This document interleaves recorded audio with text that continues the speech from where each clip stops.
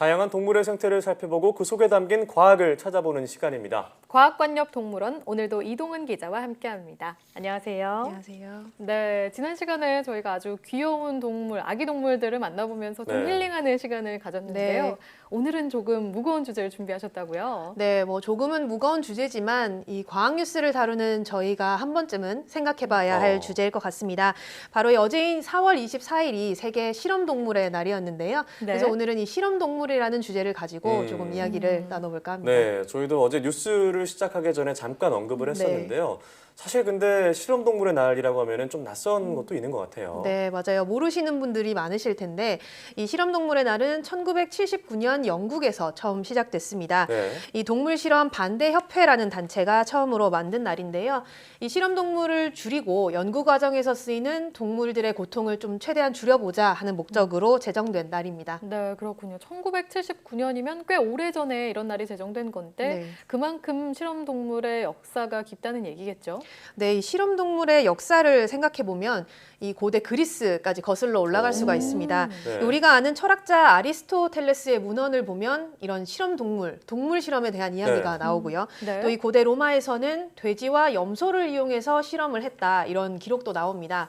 또 생각해보면 우리가 유인 우주선을 발사하기 전에 이 개나 원숭이를 우주선에 태워서 보낸 적이 있잖아요. 네, 그렇죠. 최초로 우주선에 나간 개 라이카 네, 말씀하시는 맞습니다. 거잖아요. 네. 제 기억으로는 1950년대 후반으로 알고 있는데요. 맞습니다. 네, 60년도 더 전에 네. 있었던 일인데 그것도 어떻게 보면 이 인류를 위해서 동물을 먼저 이용한 이 동물 실험이라고 볼 수 있는 예가 되겠죠. 네, 네. 맞아요. 사실 저희가 과학 뉴스를 전하면서 동물 실험에 대한 이야기를 많이 하잖아요. 뭐 임상 시험 전에 실시된 경우도 네. 많이 있고요. 네, 동물 실험을 이제 연구 결과 이제 검증 대상으로 삼기도 하고, 그런데 이 실제로 이런 실험 대상에 이용되는 동물의 수가 얼마나 되는지도 궁금해요. 네, 실제로 이 농림축산검역본부에서 조사를 한 결과가 있는데요. 우리나라의 경우 지난해를 기준으로 보면 1년 동안 모두 308만 2천여 마리의 실험동물이 사용이 됐습니다. 정말 많군요. 네. 네, 그러니까 하루 평균 한 8,400마리 정도의 네. 동물이 실험에 쓰였다, 이렇게 볼 수가 있는데요. 이 2012년에 사용된 실험동물 수가 183만 마리 정도였다고 합니다. 그런데 이 5년 만에 70% 가까이가 늘어난 수치죠. 특히 이렇게 실험동물의 수가 300만 마리를 넘은 것은 지난해가 처음이었다고 하고요. 네. 이 전 세계적으로 봤을 때도 우리가 이 183만 마리를 썼던 2012년에 네. 전 세계적인 실험동물의 수가 5억 마리에 달했다고 합니다. 그러니까 지금은 세계적인 수치도 좀 늘지 않았을까, 이렇게 추정을 할 수 있을 것 같습니다. 네, 이렇게 수치로 보니까 확 느껴지는데요. 정말 네. 많은 네. 동물들이 실험에 쓰이고 있구나라는 생각이 듭니다. 그중에서도 저희가 가장 많이 접하는 게 쥐 실험이잖아요. 네, 맞습니다. 아무래도 쥐가 실험에 가장 많이 쓰이나 봐요. 네, 이 국내 통계를 봐도 지난해 사용된 실험동물 중에 92%가 이 쥐를 포함한 설치류였다고 합니다. 네. 물론 다른 동물도 쓰이기는 하는데요. 어류나 조류가 이 쥐 다음으로는 많이 쓰이고 있고요. 또 토끼나 원숭이와 같은 포유류도 일부 실험에 쓰이고 있습니다. 동물들 중에 92%라 그러니까 정말 많이 사용되고 있는 것 같은데, 네. 근데 궁금했던 게 다른 동물도 아니고 왜 쥐를 이렇게 많이 쓸까 궁금했거든요. 네. 뭔가 인간이랑 비슷한 것이 있는 건가, 막 그런 생각도 들기도 했고요. 네, 실제로 뭐 유전자 구성을 보면 침팬지 같은 경우가 이제 인간과 제일 닮았다 해서 99.9%가 비슷하다고 보는데 이 쥐의 경우도 81% 정도의 유전자 구성이 같다고 볼 수 있습니다. 또 이 더 큰 이유는 쥐가 집단 사육이 가능하고 또 관리가 비교적 편리한 편이잖아요. 네. 그리고 또 포유류에 비해서 스트레스를 좀 적게 받는다고 합니다. 그러니까 이 실험을 하다 보면 동물이 스트레스를 받게 되는데 그것이 이제 실험 결과에 영향을 미칠 수 있는데 쥐 같은 경우는 포유류에 비해서 조금 그런 부분이 좀 덜하다, 이렇게 보고 있고요.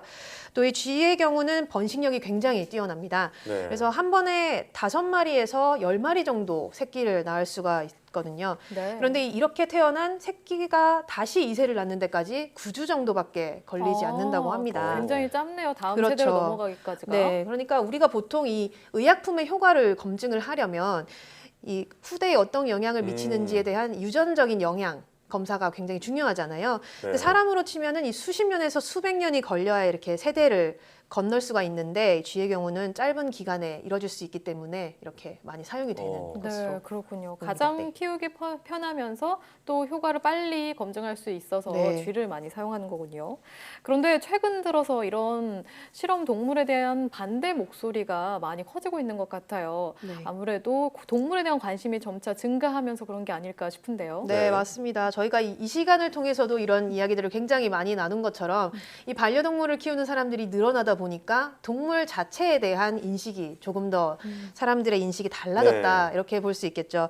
그만큼 이 비윤리적인 동물 실험을 보면서 사람들이 이 실험을 반대하는 목소리가 굉장히 커지고 있고요. 또 이런 동물 실험을 반대하는 것에 대한 공감대가 국내에서도 굉장히 넓어지고 있는 상황입니다. 네. 물론 아직까지 그에 반해서 동물 실험이 불가피하다 이런 주장도 있습니다.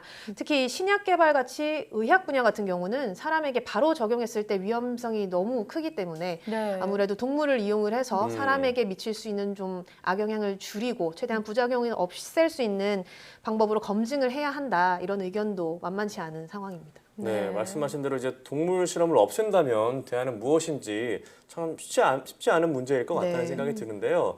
그래도 분명히 이제 동물 실험이 개선돼야 하는 것은 분명한 것 같습니다. 네, 맞습니다. 이 전 세계적으로도 이렇게 동물 실험을 줄이자 이런 운동들이 많이 펼쳐지고 있습니다. 앞서 말씀드린 것처럼 이 실험 동물의 날이 제정된 것도 이런 이유였고 또 이 실험 동물의 날이 되면 세계에서 수많은 운동들이 일어난다고 합니다. 이 실험 동물을 없애자 반대하는 이런 네. 목소리들이 나오는데 그래서 이 세계보건기구에서는 윤리적인 차원에서 이 동물 실험의 3R 원칙을 지켜야 한다 이렇게 얘기를 했습니다. 아, 3R이요? 네. 앞 글자 R을 땄을 것 같은데 네, 어떤 맞습니다. 네, 이 3R 원칙이라는 것은 이 실험 동물에 사용되는 개체 수를 최대한 줄이고요. 또 동물의 고통을 최소화하고 또 가능한 한 다른 실험으로 이 동물 실험을 대체해야 한다 이런 원칙인데 물론 이 강제성이 있는 것은 아닙니다. 하지만 이 연구자들에게는 네. 권고가 되는 이런 원칙이라고 볼 수 있습니다. 네, 그러니까 함께 동물 실험을 좀 줄일 수 있도록 노력하자 뭐 그런 뜻이 담겨 있는 것 같은데요. 맞습니다. 그러면 실험 가능한 대안들에는 어떤 것들이 있을까요? 네, 뭐 우리나라 같은 경우도 이런 움직임들이 많이 일어나고 있는데요. 예를 들어서 뭐 서울대, 수의대 같은 경우는 이 동물을 가지고 하는 실험을 모형으로 대체를 한다고 합니다. 뭐 개나 고양이의 모형을 사와서 임상 네. 실습을 하는 이런 것들을 하고 있고요. 이런 경우 이 학생들의 입장도 오히려 동물을 실제로 사용하지 않다 보니까 부담도 좀 적어지고 또 모형으로 대체하니까 여러 번 사용을 할 수 있어서 더 좋다 이런 의견들도 많다고 합니다. 또 최근에는 화장품이나 약물의 독성 검사를 할 수 있는 인공 피부를 만들기도 하고요. 또 이 3차원의 인공 장기칩을 이용을 해서 여러 가지 약물의 독성을 시험하거나 또 뭐 다른 종류의 약들을 실험을 할 수 있도록 꾸준히 개발이 이루어지고 있습니다. 네, 그럼 이런 동물 실험에 대해서 법도 있을 것 같은데 이런 법에 대한 변화도 이어지고 있나요? 네, 이 내년부터 우리나라에서도 이 화학물질을 실험을 할 때 척추동물을 사용하는 것을 최소화해야 한다. 이런 법 규정이 시행될 예정입니다. 네. 1월 1일부터 시행될 예정인데요. 여기는 이 부득이하게 동물을 사용할 경우에는 고통을 최소화해야 한다. 이런 내용도 포함이 됩니다.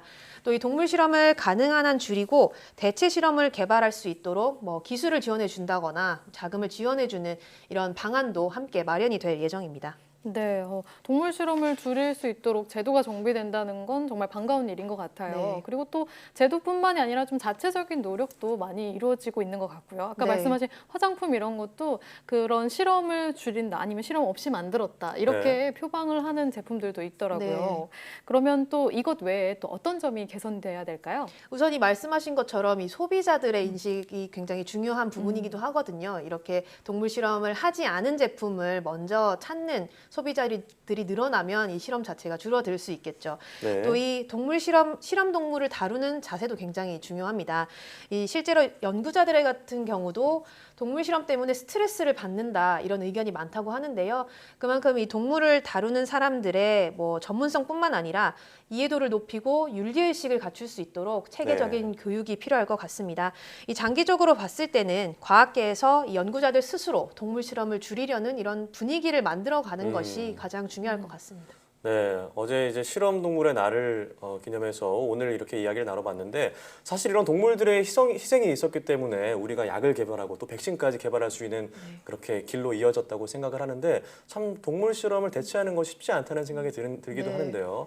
어떤 동물의 희생을 줄이면서 또 인류 건강을 위해서 어떤 방법을 구해낼지 또 고민하는 것이 또 숙제가 되지 않을까 싶습니다. 오늘 말씀 고맙습니다.